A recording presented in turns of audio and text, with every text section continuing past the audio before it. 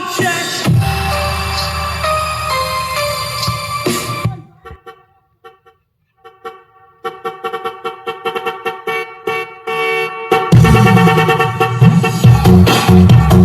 Hanap ka ng Bluetooth speaker, may papakita ko sa inyo. Ito yung unang Bluetooth speaker ko, itong si Santex Apollo Supreme.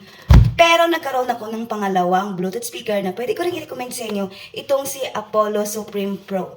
Medyo mahaba siya konti dito kay Apollo Supreme. Ayan, tingnan nyo. Medyo mahaba si Pro, pero meron akong pangatlo pang i-recommend sa inyo na bago ko siyang bili. Ito si Apollo Supreme Max. Mas mahaba siya kaysa kay Apollo Supreme Pro. Mas mahaba at mas medyo malaki siya. Ngayon, sobrang na-excited na akong i-try ito at i-unbox. Tara, sabayan niyo akong i-unbox si Apollo Supreme Max.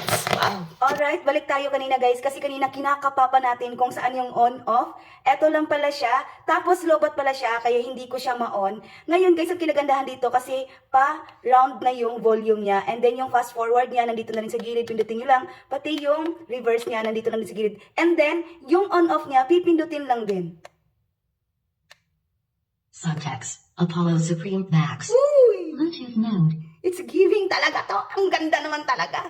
So ngayon, susubukan natin siya, i-connect natin siya dito sa isa kong cellphone kung gaano nga siya kaganda. Sobrang excited na ako. Connected. Ang ganda!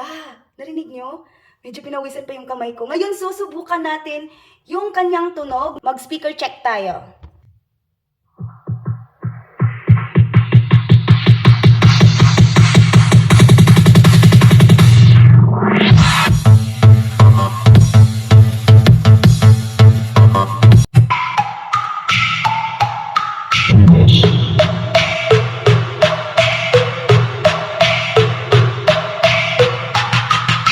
Sobrang ganda, grabe yung bass niya.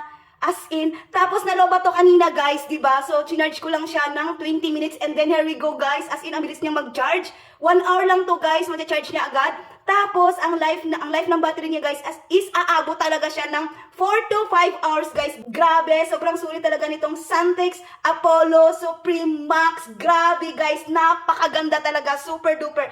Kaya kung naghanap ka ng speaker guys na malakas yung bass, sobrang lakas ng tunog, guys, ito talaga yung may recommend ko sa inyo. Itong si Santex Apollo Supreme Pro Max na talaga siya guys. Grabe, sobrang napakaganda nito guys. Kaya kung once nyo rin to guys, ilalagay ko yung link dito sa yellow basket.